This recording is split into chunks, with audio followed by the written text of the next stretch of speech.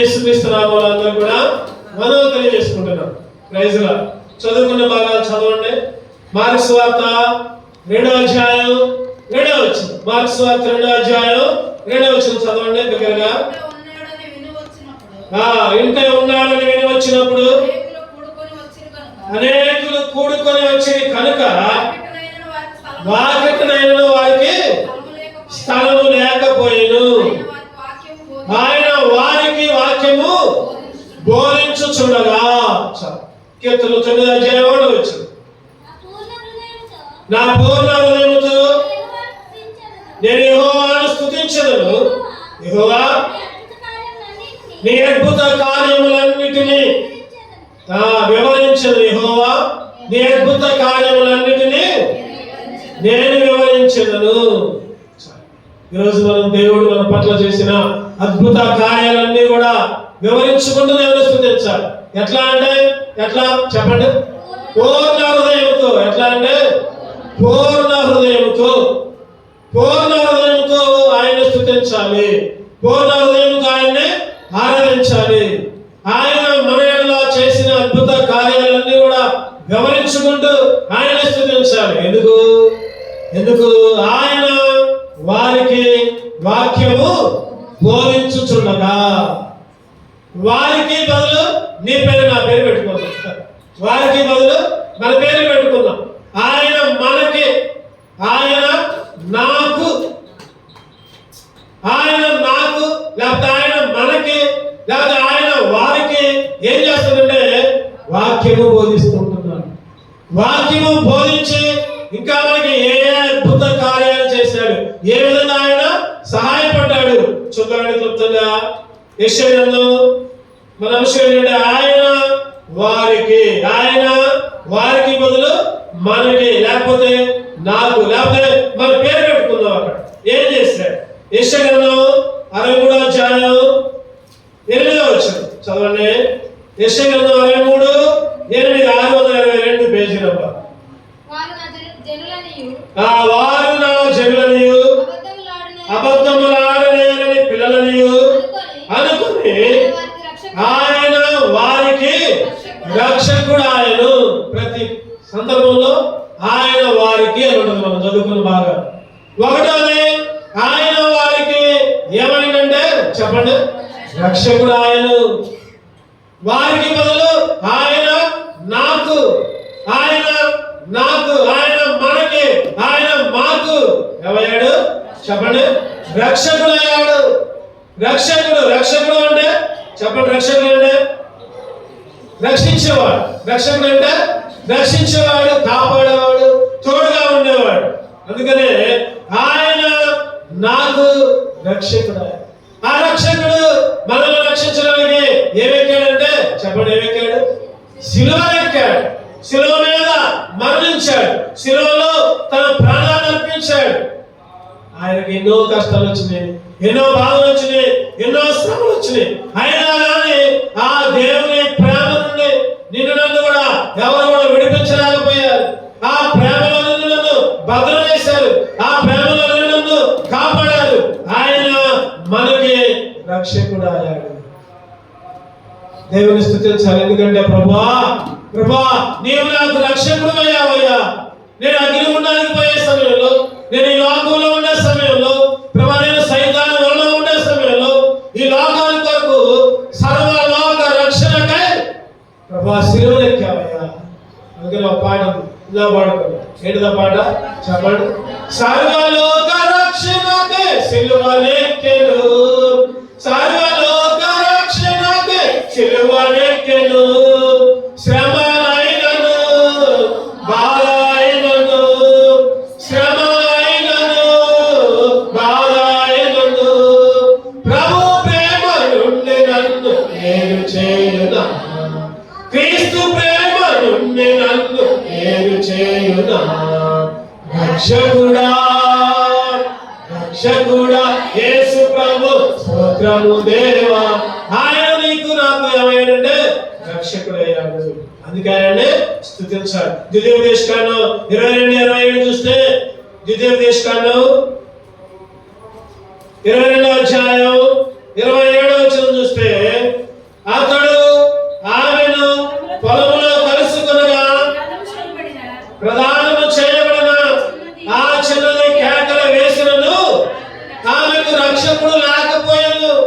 ఒకప్పుడు నీకు నాకు రక్షకుడు లేడు, ఎన్నో కేకలేసావు, ఎక్కడికో పోయావు, ఏదైనా చేస్తావు, అయినా కానీ మనం రక్షించే వాళ్ళు ఎవరు కూడా లేరు, మనం కాపాడే వాళ్ళు ఎవరు కూడా లేరు, మనల్ని సంరక్షించే వాళ్ళు ఎవరు కూడా లేరు.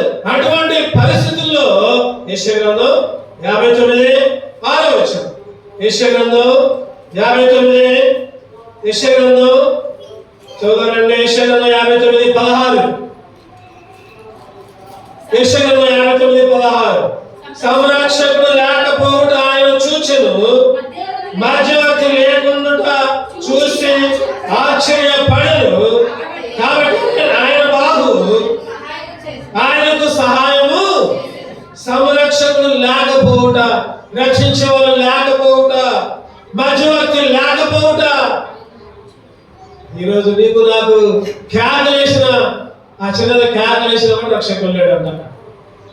ఈరోజు నువ్వు నేను కూడా కేకలేసిన రక్షకుడు లేకపోతే సంరక్షకుడు లేడు, మధ్యవర్తి లేడు. అటువంటి స్థితిలో ఆయన చూసి ఆయనే ఏమయ్యాడు చెప్పండి, మధ్యవర్తిగా వచ్చాడు. మధ్యవర్తిగా దేవునికి నీకు మధ్యవర్తిగా వచ్చి మనల్ని సంరక్షించి ఆయన బాహువు ఏముంది అక్కడ, ఆయన బాహువు ఆయనకి ఈరోజు నీకు నాకు సహాయం చేశాడు. ఆయన లోకరక్షకుడు. లోకం యొక్క 4:14 4:14 చదవండి. 4:14 మరియు తండ్రి తన కుమారుని లోక రక్షకుడుగా ఉండుటకు పంపినట మేము చూచి సాక్ష్యం ఇచ్చుచున్నాము. తండ్రి తన కుమారుని లోక రక్షకుడుగా, చెప్పండి ఎవరన్నా, లోక రక్షకుడుగా ఉండి నిన్ను నన్ను మనల్ని రక్షించాడు. కీర్తన 18:17 ప్రకారం, కీర్తనలు 18:17 కీర్తనలు 18 బలవంతులకు పగవారు నన్ను ద్వేషించువారు నాకంటే బలిష్ఠులైనగా వారి వశం నుండి ఆయన నన్ను రక్షించెను. బలిష్ఠుడైన ఎవరు? బలిష్ఠుడు ఎవరు? సైతాన్. బలిష్ఠుడైన సైతాను నుండి నిన్ను రక్షించాడు. ఈరోజు దేవుని ఆరాధించాలి. ఎందుకు దేవుని ఆరాధించాలంటే రక్షించే వాళ్ళు ఎవరు లేని పరిస్థితుల్లో ఆయనే సంరక్షకుడిగా ఉండి, ఆయనే మధ్యవర్తిగా ఉండి, ఆయనే లోకరక్షకుడిగా ఉండి, ఆయన బలిష్టమైన సైతాన్ నుంచి, బలిష్టమైన వారి చేతుల నుంచి తప్పించి రక్షించాడు. అందుకే ఆయన నాకు రక్షకుడు. ఆయన నాకు ఆయన వారికి రక్షకుడు. ఆయన మొదటిగా ఆయన వారికి, లేకపోతే ఆయన నాకు ఏమైందంటే రక్షకుడే. రెండో చూద్దామండి. రెండో విషయం గుర్తుపెట్టుకోండి. ఒకటది ఆయన నాకు రక్షకుడే. రెండో చూద్దామండి. కీర్తనలు 75:14 కీర్తనలు 78:14 కీర్తనలు 78:14 పగటి వేళ మేఘముల నుండి రాత్రి అంతయు అగ్ని ప్రకాశముల నుండి ఆయన వారికి మన అంశం ఏంటంటే ఫస్ట్ నుంచి ఆయన వారికి వాక్యము బోధించెను. ఆయన వారికి అనే దాన్ని బట్టి వారికి మొదలు మనం పేరు పెట్టుకుందాం అనుకున్నాం. ఆయన నాకు ఒకటోది చెప్పండి రక్షకుడు. రెండోది ఆయన నాకు త్రోవ చూపింది. త్రోవ దారి చూపించాడు, త్రోవ చూపించాడు. ఎటువంటి పరిస్థితిలో ఉన్నావు? త్రోవ తప్పి ఉన్నాము. ఎటువంటి పరిస్థితిలో ఉన్నావు చెప్పండి? త్రోవ తప్పి, త్రోవ లేదు, మనకి దారి లేదు. అదే సరైన త్రోవ అనుకున్నాం. ఏమనుకున్నామంటే ఇదే సరైన త్రోవ. నిజంగా చెప్పదలుపుగా చెబుతాం. ఏంటంటే మన పోయిన ఆదివారం అందరూ అటు వెళ్ళారు, కొంతమంది ఇటు వెళ్ళారు. నేను తలుపులు వేసుకునేసరికి నీళ్లు పెరిగింది. అసలు నాకు మోకాల్లో వచ్చింది. ఎక్కడ అట్లా చెప్పులు వేసుకొని కడిస్తే తెలిసింది పోతా ఉంటుంటే ఇక్కడ దాకా వచ్చిన తర్వాత రాయి తగిలింది. రాయి తగిలిన తర్వాత రాయి అనుకుని ఇంకొక అడిగేసరికి గుంట్లో పడ్డాడు కాదు. ఎవరికి చెప్పలేదు, సందర్భం వచ్చింది కాబట్టి చెప్తాను. అదే సరైన త్రావను కొన్నాను. ఎన్నోసార్లు దేవుడు మళ్ళీ వెంటనే లేచి మళ్ళీ కారు అప్పటికే మునిగిపోయింది, వెళ్ళడానికి దేవుడు కృప చూపించాడు. నిజంగా ఒకసారి మనకి త్రోవ అదే అనుకుంటాం, మనం ఇదే సరైన త్రోవ అనుకుంటాం, ఇదే సరైన త్రోవ అనుకుంటాం, కానీ అది సరైన త్రోవ కాదు. చీకట గల దొంగ ఊపి అది. ఆ ఊపిలో మునిగి నువ్వు నేను ఉంటుంటే ఆయన నాకు ఏం చూపించాడు చెప్పండి? త్రోవ చూపించాడు. ఇర్మియా గ్రంథంలో 26వ అధ్యాయం 16వ వచనం చదవండి ఒకసారి. ఇర్మియా 6:16. ఇర్మియా 6:16. యెహోవా ఇలాగ సెలవిచ్చుచున్నాడు, మార్గములలో నిలిచి చూడుడి, పురాతన మార్గముల గురించి విచారించుడి, మేలు కలుగు మార్గం ఏది అని అడిగి అందులో నడుచుకుని మేలు కలుగు మార్గం ఏది. ఈరోజు నిన్ను నన్ను ఎటువంటి మార్గంలోకి నడిపించాడంటే చెప్పండి? మేలు కలిగే మార్గంలోకి. మేలు కలిగే మార్గంలోకి. ఆ మేలు కలిగే మార్గం తెలియని స్థితిలో ఉన్నావు, త్రోవ ఎరుగని స్థితిలో ఉన్నావు. ప్రసంగి 10వ అధ్యాయం 2 చూద్దాం. ప్రసంగి 10:15. ప్రసంగి 10వ అధ్యాయం 15 వచనం చదవండి. ప్రసంగి 10:15. ఊరికి పోవు త్రోవ ఎరుగని వారై బుద్ధిహీనులు తమ ప్రయాస చేత ఆయాసపడుదురు. ఊరికి పోవు త్రోవ ఎరుగని వారై. ఈరోజు ఊరికి పోవు త్రోవ ఏ ఊరు చెప్పాలి? ఏ ఊరు? ఏ ఊరు? పరమకాలాన్ని, పరలోకం. పరలోకానికి పోయే త్రోవ తెలియకుండా ఎరుగని వారిగా ఎట్లా ఉన్నామంట మనం? బుద్ధిహీనులుగా ఉన్నాం, బుద్ధిహీనులుగా ఉన్నాం, ప్రయాసపడుతున్నాం, ఆయాసపడుతున్నాం. అటువంటి పరిస్థితుల్లో మేలు కలిగే మార్గం చూపించాడు. అటువంటి పరిస్థితుల్లో మేలు కలిగే మార్గం చూపించాడు. ఈరోజు ఎందుకు ఆయన స్తుతించాలి, ఎందుకు ఆయన్ని ఆరాధించాలంటే ఆయన మేలు కలిగే మార్గం, సరైన త్రోవ. బైబిల్ అంటది కదా, అది ఒక పరిశుద్ధ మార్గం అంట. ఆ మార్గం పేరు చెప్పండి, అందరూ చెప్పండి. పరిశుద్ధ మార్గం. చూద్దాం యెషయా గ్రంథం 35. యెషయా గ్రంథం 35:8 వచనం. యెషయా గ్రంథం 35:8 చదవండి. అక్కడ దారిగా ఉన్న రాజమార్గం ఏర్పడును, అది పరిశుద్ధ మార్గం అనబడును. పరిశుద్ధ మార్గం, చక్కని త్రోవ, మంచి మేలు కలిగే మార్గం. కీర్తన 107:4 వచనం చూస్తే చక్కని త్రోవ అంటారు. కీర్తనలు 107:4. వారు అరణ్యమందలి ఎడారి త్రోవను తిరుగులాడుచుండిరి. 7వ వచనం చూస్తే వారొక నివాసమును చేరినట్లు చక్కని త్రోవ ఆయన వారికి. చక్కని త్రోవ, మేలు కలిగే మార్గం, ఇంకా పరిశుద్ధ మార్గం. ఒకప్పుడు త్రోవ తెలియని వారిగా, త్రోవ ఎరుగని వారిగా ఉంటే ఆయన నాకు చెప్పండి త్రోవ చూపించాడు. ఆయన నాకు దారి చూపించాడు. ఒకప్పుడు నా దారైతే నరకానికి పోయేదారు, ఒకప్పుడు నా దారైతే అగ్నిగుండానికి పోయేదారు, ఒకప్పుడు నా దారైతే సైతాను దారి, సైతాను అడుగు జాడల్లో నడుస్తూ ఉంటే నేను కలిగే మార్గం చూపించావు, పరిశుద్ధ మార్గం చూపించావు, చక్కని మార్గం చూపించావు. అందుకే నిన్ను ఆరాధిస్తాను. చూడండి. మూడవదిగా కీర్తనలు 115. కీర్తనలు 115 9వ వచనం చదవండి. కీర్తనలు 115:9. ఇశ్రాయేలీయులారా, యెహోవాను నమ్ముకొనుడి, ఆయన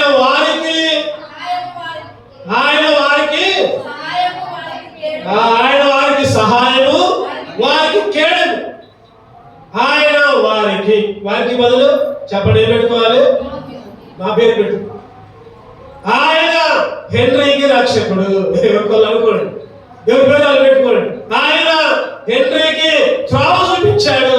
ఆయన హెన్రీకి చెప్పండి సహాయకుడు. ఎవరంట? ఎంత గొప్ప ధైర్యం చూడండి, ఎంత గొప్ప ధైర్యం చూడండి. ఆయన సహాయం చేసేవాడు, ఆయన సహాయకుడు. ఈరోజు ఎవరు సహాయం చేస్తారా, ఎవరు కాపాడుతారా, ఎవరు సహాయం చేస్తారని తిరిగెత్తి గట్టిగా కేకలేశారు. ఒక యువ శాస్త్రవేత్త అశ్విని, పేరేంటంటే అశ్విని. మంచిగా చదువుకుంది, అన్ని ఫస్ట్ ర్యాంకులే, ఫస్ట్ క్లాసులు అన్ని ఐఏఎస్ రాసింది, యువ సైంటిస్ట్ అయింది, శాస్త్రవేత్త అయిందా. వాళ్ళ నాన్న తండ్రి కూతురు కలిసి బైక్ మీద వెళ్తున్నారంట ఖమ్మంలో. వరద వచ్చింది, కేకలేస్తున్నారు. ఎవరు రక్షించే వాళ్ళు ఎవరు లేరు. చచ్చిపోయింది. ఎన్ని సంవత్సరాలు? 20 సంవత్సరాలు, 25 సంవత్సరాల మధ్యలో ఉన్నాము. కేకలేసింది వరదలో. అనుకోలా వరదంతా వచ్చిందని, ఒకసారి ఉగ్రరూపం వచ్చిందని అనుకోలా. పోతున్నారు. అంతలోకి వరద వచ్చింది, పోవచ్చు అనుకున్నారు. ఒక్కసారి మింగింది. చేతులెత్తి శివుని నాకు సహాయం చేయండి. ఎవరన్నా ఉన్నారా? ఎవరు సహాయం. చనిపోయింది. ఎంత భవిష్యత్తు, ఎంత తెలియగల అమ్మాయి, ఎంత అందమైన అమ్మాయి. వార్తలు చూసిన వాళ్ళకి అర్థమైంది. అరే ఈరోజు సహాయము లేక ఎంతో మంది లోకమనే ఊపిలో చిక్కుకొని బయటికి రాలేక. కానీ దేవుడు ఏం చేసిన మనల్ని చెప్పండి. ఆయన నాకు ఏం చేసిండు? సహాయకుడు. ఆయన నాకు సహాయం చేశాడు. అందుకే స్తుతించాలి. ఎక్కడి నుంచి సహాయం చెప్పండి? ఎక్కడి నుంచి? ఇంట్లో నుంచా, లేకపోతే ఆఫీస్ నుంచా, లేకపోతే ఇంకెక్కడన్నా నాయకుల దగ్గర నుంచా? ఎక్కడా కాదు. ఎక్కడంటే పరిశుద్ధ స్థలం నుండి. ఎక్కడ నుంచి చెప్పండి? దేవుని మందిరం నుండి. చూడండి కీర్తనలు 20వ అధ్యాయం, కీర్తనలు 22 చదవండి. కీర్తనలు 20వ అధ్యాయం 2వ వచనం. పరిశుద్ధ స్థలములో నుండి ఆయన నీకు సహాయం చేయను గాక, సియోనులో నుండి నిన్ను. చెప్పండి ఎక్కడి నుంచి సహాయం? పరిశుద్ధ స్థలం సియోనులో. ఈరోజు నీకు నాకు సహాయం ఎక్కడంటే, ఎంతో మంది ఈ స్థలంలో ప్రార్థన చేశారు. ఆ ప్రార్థనలే మిమ్మల్ని ఇవ్వాలి కానీ నన్నైతే ఆ ప్రార్థనలు నన్ను నడిపించాయి. మా అమ్మగారి కన్నీటి ప్రార్థన, సంఘం యొక్క కన్నీటి ప్రార్థన. చెప్పాలంటే ఈ పరిశుద్ధ స్థలంలో సియోనులో నుండి దేవుడు నాకు సహాయకుడు. అందుకే ఆయన స్తుతించాలి, అందుకే ఆయన్ని ఆరాధించాలి. నేను ఎప్పుడు కూడా మర్చిపోను. ఒకప్పుడు నా స్థితి ఏంటి, ఇప్పుడు నా స్థితి ఏంటి.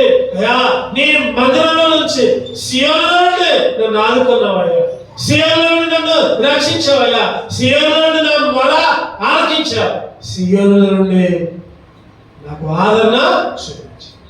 దేవుని స్తుతించాలి. సియోనులో నుండి ఏముంది అక్కడ? సియోనులో నుండి ఆయన ఆదుకున్నాడు, ఆయన సహాయపడ్డాడు, ఆయన కాపాడాడు, ఆయన చేయనిచ్చాడు. కుడి చెయ్యి పట్టుకొని రా నడు అన్నాడు. నేను నీకు సహాయం అన్నాడు, కేడమన్నాడు, దుర్గమన్నాడు, ఎత్తైన కోట. కొండల వైపు నేను కన్నులెత్తుచున్నాను. నాకు సహాయము ఎక్కడి నుండి? నాకు సహాయం ఎక్కడి నుంచి? నీ దగ్గర నుంచేగా సహాయం. నీ పరిశుద్ధ స్థలంలో నుంచేగా సహాయం. విభజన కాశలో నేను ఆరాధిస్తున్నాను. నువ్వు నాకు రక్షకుడు అయ్యావు. రెండోది నువ్వు నాకు త్రోవ చూపించావు. మూడోది నువ్వు నాకు సహాయకుడు అయ్యావు. 4 చూద్దామండి. 4 కీర్తనలు 78:24.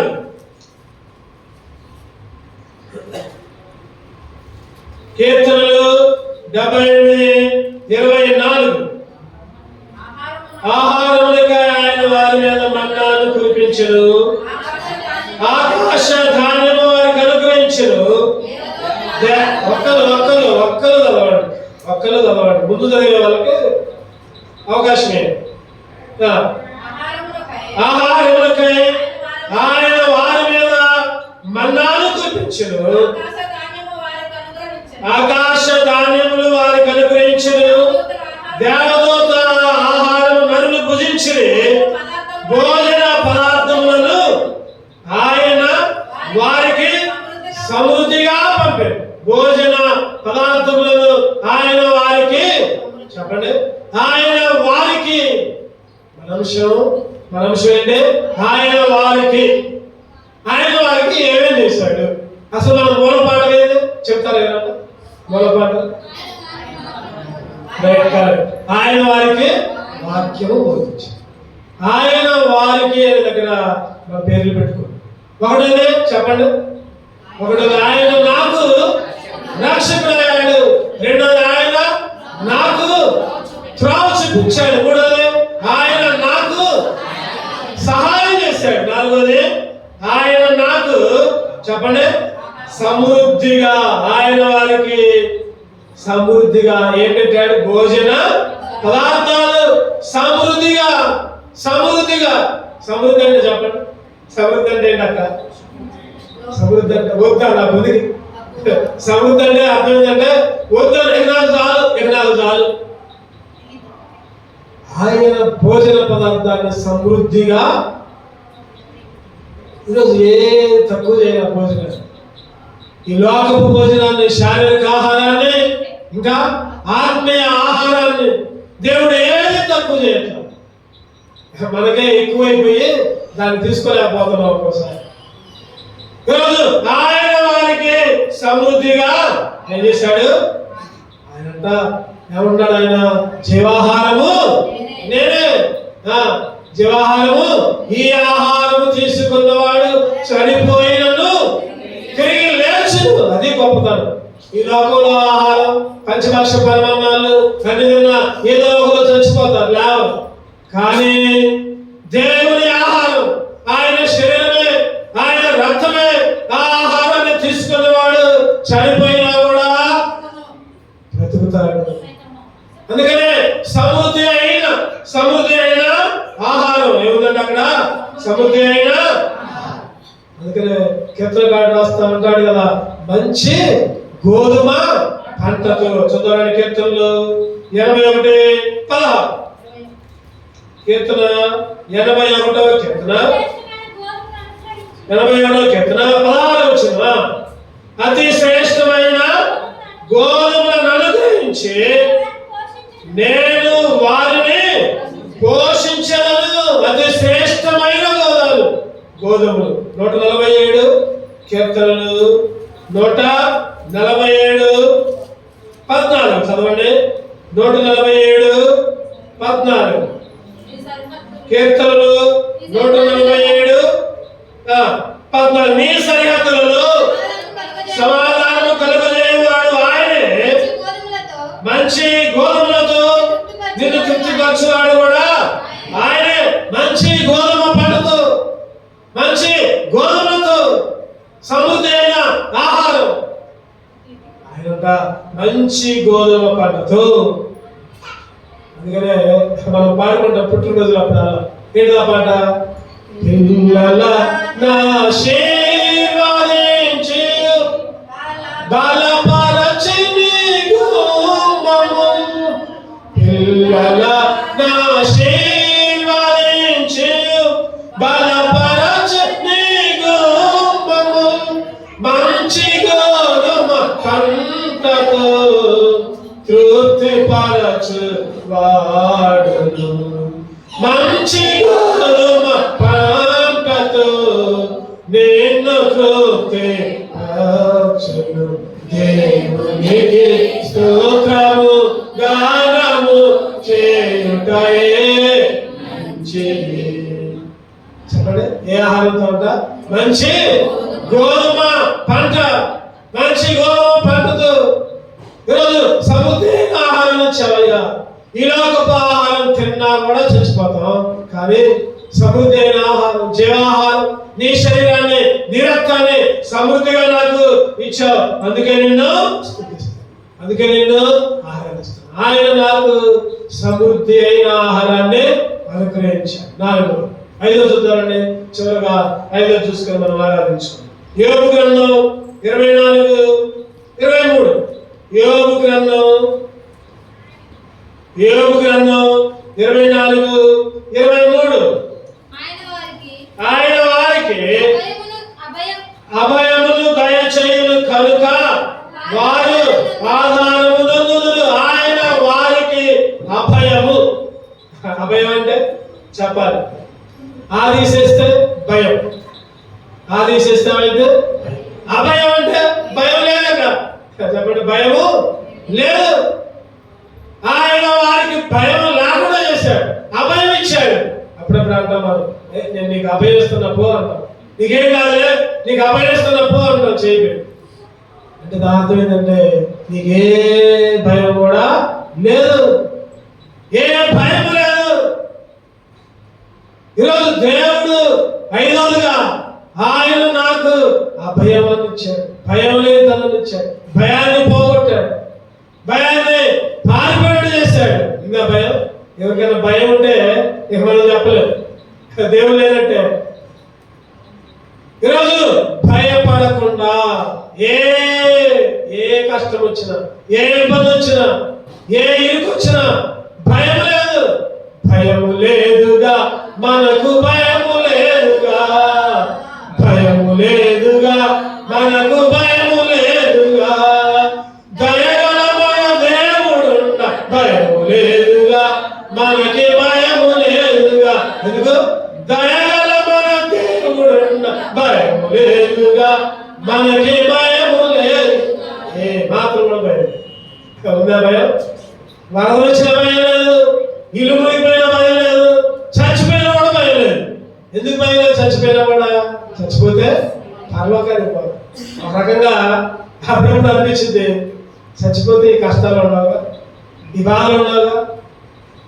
అప్పుడప్పుడు దేవుడు ఒక్కోసారి ప్రేరేపిస్తాడు, ఈ లోకంలో ఉంటున్నాగా రేపు ఏం వండుకోవాలి, ఏం కట్టుకోవాలి, ఎక్కడికి పోవాలి, ఏం చేయాలి, ఇవన్నీ ఆలోచన. అదే కష్టం వచ్చినా, బాధ వచ్చినా, అనారోగ్యం వచ్చినా, కాళ్ళు చేతులు అవయవాలు బాగలేకపోయినా, డెంగ్యూ వచ్చినా మళ్ళీ బాధే, టాబ్లెట్లు పెట్టాలి, ఇంజక్షన్ చేయించుకోవాలి. అదే చచ్చిపోతే ఏమీ ఏముండవు, హాయిగా ఎక్కడ ఉన్నావు? పరలోక రాజ్యము, దేవుని రాజ్యములో. ఈరోజు దేవుడు ఒక భయం లేకుండా చేశాడు, ఒక అభయాన్ని ఇచ్చాడు. ఈరోజు ఎందుకు స్తుతించాలంటే పౌలు గారు అంటారు, చెప్పండి, నా మట్టుకైతే బ్రతుకుడా క్రీస్తే, సావైతే నాకు లాభం, సావైతే నాకు మేలు. ఈరోజు శారీరకంగా మనం చచ్చిపోవాలి, శారీరకంగా లోకపరంగా చచ్చిపోవాలి, శారీరకంగా. ఈరోజు చావైతే నాకు లాభం అనాలి, చావైతే నాకు మేలు అనాలి, బ్రతికితే క్రీస్తు. మనం ఈరోజు ప్రభా నాకు అభయాన్ని ఇచ్చావయ్యా. యోబు గారు అంటారు, ఆయన వారికి చెప్పండి అభయముగా ఉన్నాడు, ఆయన వారికి అభయముగా ఉన్నాడు. కీర్తనలు 3:5 చూస్తే, కీర్తనలు 3:5 చదవండి. యెహోవా నాకు ఆధారము, కావున నేను పండుకుని నిద్రపోయి మేలుకుతును. 10,000 మంది దండెత్తి నా మీదకి వచ్చి మోహరించినను నేను భయపడను. ఎవరన్నారు ఈ మాటలో? దావీదు గారు రాసుకుంది.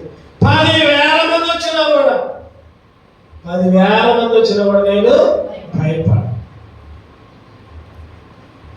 కుడి పక్క, ఎడమ పక్క, ముందు వెనక, అన్ని వైపులా నష్టం వచ్చినా కూడా, అన్ని వైపులా ఇబ్బందులు వచ్చినా కూడా నేను భయపడను. ఎందుకంటే యెహోవా నాకు ఆధారం. ఎందుకు చెప్పండి? యెహోవా నాకు ఆధారం, యెహోవా నాకు ఆధారం, ఆయనే ఆధారం. ఆ ఆధారం మనకు ఉండగా మనకి భయం ఎలా? ఇంకా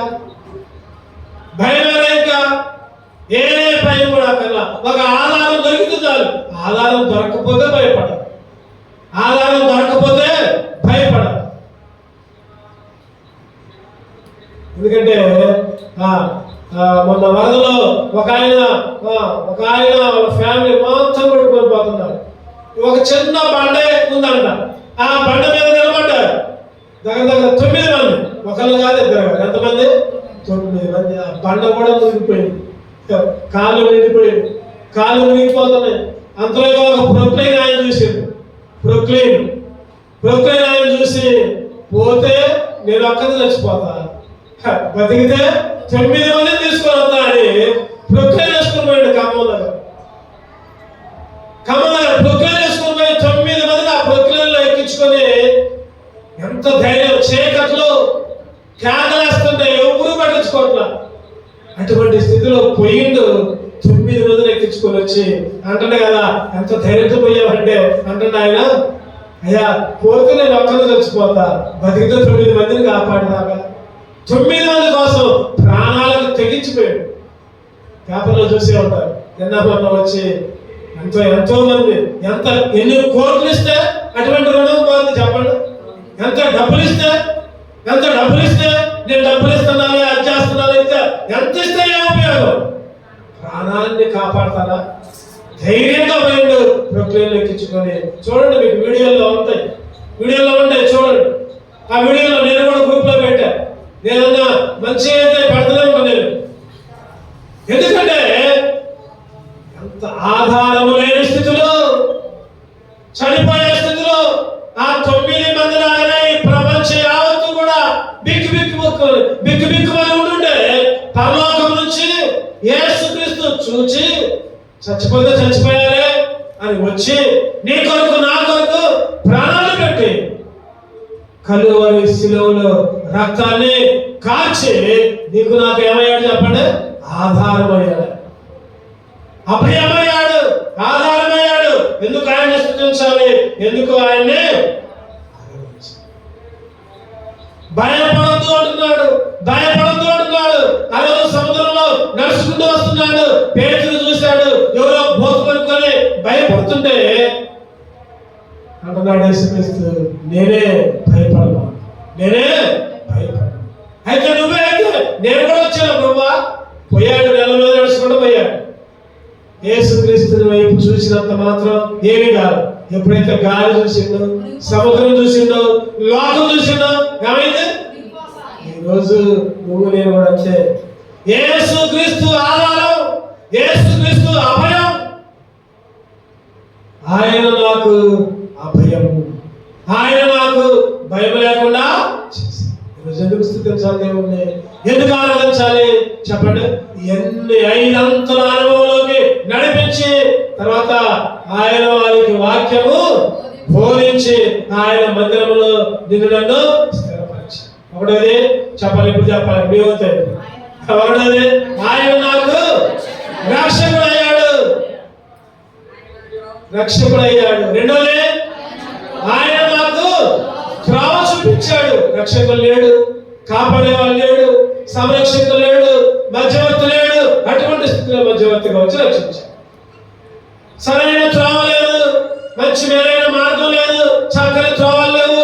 అటువంటి స్థితిలో చక్కని త్రోవ, మేలైన మార్గం, పరిశుద్ధ మార్గం. మూడోది ఆయన నాకు సహాయము. ఎక్కడి నుంచి మర్చిపోయారా? ఎక్కడి నుంచి? సియోనులో నుండి, పరిశుద్ధ మార్గం, పరిశుద్ధ స్థలంలో నుండి. నాలుగోదిగా ఆయన నాకు సమృద్ధి అయిన భోజనం. ఈ లోకంలో భోజనం అయితే చనిపోతాం, కానీ జీవాహారాన్ని ఇచ్చాడు, జీవజలాన్ని ఇచ్చాడు. ఐదవదిగా చెప్పండి, ఆయన నాకు అభయం ఇచ్చి భయం లేకుండా చేశాడు. నేనే భయపడకు అన్నాడు. మనందరూ కూడా నశించిపోయే స్థితిలో ఉంటే ఒక్కడే వచ్చి ప్రాణాలు పెట్టి తన విలువైన రక్తాన్ని దాచి నీకు నాకు భయం లేకుండా నా రక్తం చిందించా, ఈ రక్తంలో మీ పాపాలని కడుక్కోండి రండి అని పిలిచి దేవుని మందిరంలో దేవుని స్తుతించేవారిగా చేశాడు. అందుకే ఆరాధించాలి. అటువంటి ఆరాధన చేసే పిల్లలు దేవుడు వాళ్ళని సిద్ధపరచును గాక. 2 నిలబడదాం.